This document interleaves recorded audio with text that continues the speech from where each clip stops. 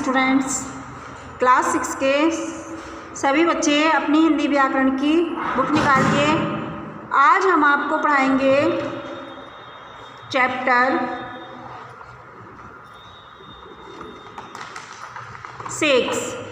सभी बच्चे चैप्टर 6 निकालिए। चैप्टर 6 है उपसर्ग। उपसर्ग किसे कहते हैं? उपसर्ग किसे कहते हैं? जो शब्दांश मूल शब्दों के आरंभ में जुड़कर उनके अर्थ में विशेषता या परिवर्तन ला देते हैं, वे उपसर्ग कहलाते हैं। उपसर्ग जो है वो स्वतंत्र रूप से प्रयुक्त नहीं होते, ये शब्द के साथ जुड़कर प्रयुक्त होते हैं। उपसर्ग के 4 भेद होते हैं। उपसर्गों को 4 भागों में बांटा गया है। एक तो संस्कृत के उपसर्ग, हिंदी के उपसर्ग, उर्दू फारसी के उपसर्ग, उपसर्गों की तरह किए जाने वाले संस्कृत के अव्यय। उपसर्ग का अपना कोई स्वतंत्र अर्थ नहीं होता। अब संस्कृत के जो उपसर्ग हैं वो हैं अन, अति, आप, दूर, नेर, परा, परि, प्र, प्रति, वी, साम और सु। जैसे अन अनादर है, आदर में हम अन लगा दें यानी अभाव तो हो जाएगा हमारा अनादर, या उचित में हम अनु लगा दें, अन लगा दें तो हो जाएगा अनुचित। या अति है, अतिरिक्त, अतिरिक्त में रिक्त में हम अति लगा दें तो अतिरिक्त हो जाएगा यानी बहुत अधिक या इसके अलावा। ये हैं हमारे संस्कृत के उपसर्ग। दूसरे हैं हिंदी के उपसर्ग। हिंदी के उपसर्ग देखिए, उनका अर्थ है एकदम। आप, ओ, आद, आन, नी, पार, चाओ, बिन, भर, ये हैं हमारे हिंदी के उपसर्ग। जैसे 30 में हम उन लगा दे तो हो जाएगा 29, 59, 39, 49। आप, ओ यानी हीन। अब गुण में यदि हम अब लगा दें इससे पहले तो हो जाएगा अवगुण, अवनति, अवगुण, औजार। ठीक है। अब आता है आपका उर्दू के उपसर्ग। उर्दू के उपसर्ग हैं जैसे वद, वे, ला, हाम, काम, खुश, गैर और ना। फिर आते हैं उपसर्ग की तरह प्रयोग किए जाने वाले संस्कृत के अव्यय।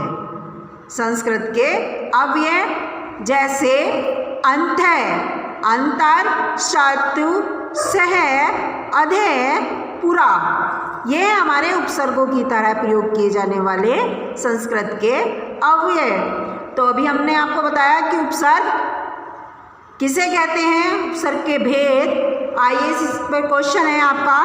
पहला क्वेश्चन है आपका, उपसर्ग किसे कहते हैं? उपसर्ग किसे कहते हैं? तो इसका आंसर होगा आप ही की बुक में देखिए, वे शब्दांश जो शब्द के प्रारंभ में लगकर शब्द के अर्थ में विशेषता या परिवर्तन ला देते हैं, उपसर्ग कहलाते हैं। नेक्स्ट क्वेश्चन है आपका, उपसर्ग के भेदों के नाम। उपसर्ग के भेदों के नाम। उपसर्ग को 4 भागों में बांटा गया। अभी हमने बताया था आपके बुक की रीडिंग लगाते हुए कि उपसर्ग को 4 भागों में रखा गया है। एक तो संस्कृत के उपसर्ग, हिंदी के उपसर्ग, उर्दू फारसी के उपसर्ग और संस्कृत के अव्यय संबंधी उपसर्ग। अब देखिए सेकंड क्वेश्चन आपका, निम्नलिखित शब्दों में से उपसर्ग और मूल शब्द अलग अलग कहने हैं। मूल शब्द और उपसर्ग जो है वो अलग अलग कहने हैं। पहले जैसे निर्दोष है, निर्दोष में हमें उपसर्ग और मूल शब्द अलग अलग कहने हैं। तो इसमें निर्दोष में कौन सा उपसर्ग है? नी उपसर्ग है, तो लिखेंगे नी। उपसर्ग में लिखेंगे नी और दोष हुआ हमारा मूल शब्द। ऐसे ही उद्घाटन, उद्घाटन में उद और उद हुआ हमारा उपसर्ग और मूल शब्द हुआ घाटन। फिर है परिक्रमा। परि हमारा उपसर्ग हुआ और क्रमा हमारा हुआ मूल शब्द। निकम्मा में नी हमारा हुआ उपसर्ग और कम्मा हुआ हमारा मूल शब्द। अंतर्जातीय में अंत प्लस अंत हुआ हमारा उपसर्ग और जातीय हुआ हमारा मूल शब्द। फिर है लापरवाह। ला हमारा क्या हुआ मूल शब्द और परवा, परवा क्या हुआ बच्चों हमारा ये मूल शब्द। थर्ड क्वेश्चन है आपका, निम्नलिखित उपसर्गों को जोड़कर दो नए शब्द बनाइए। जैसे बी उपसर्ग है हमारा, तो इससे हमें दो उपसर्ग दो शब्द बनाने हैं। बी, तो बी का जैसे क्या बनेगा, विभाव या विभा, विभा। दूसरा विभाव, ठीक है, भाव में हमने भी जोड़ दिया तो हमारा शब्द बन गया विभाव। अनु, अनु में अनुचित, एक अनुचित हो गया, अनुग्रह हो गया, ठीक है। अधि, अधिकतम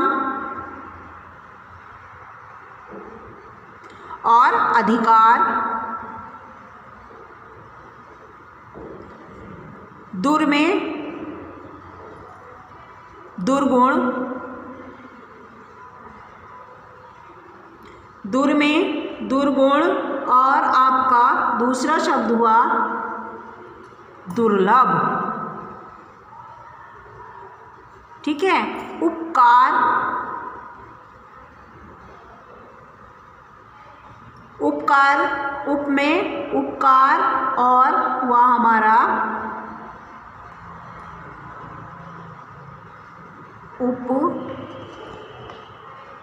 उपकरण, उपकरण।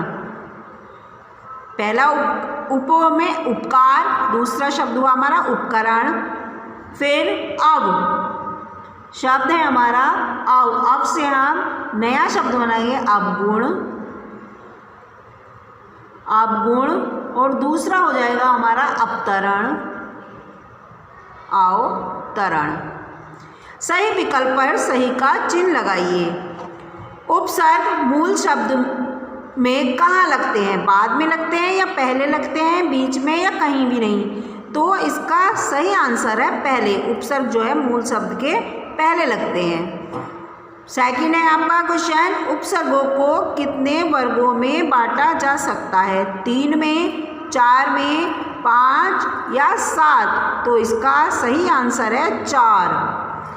शेष में उपसर्ग लगेगा उत, निर, काम, अव, तो इसमें लगेगा अव, अवशेष, ठीक है बच्चों सभी बच्चे अपना वर्क कंप्लीट कीजिए। ओके, आज के लिए इतना ही। धन्यवाद बच्चों।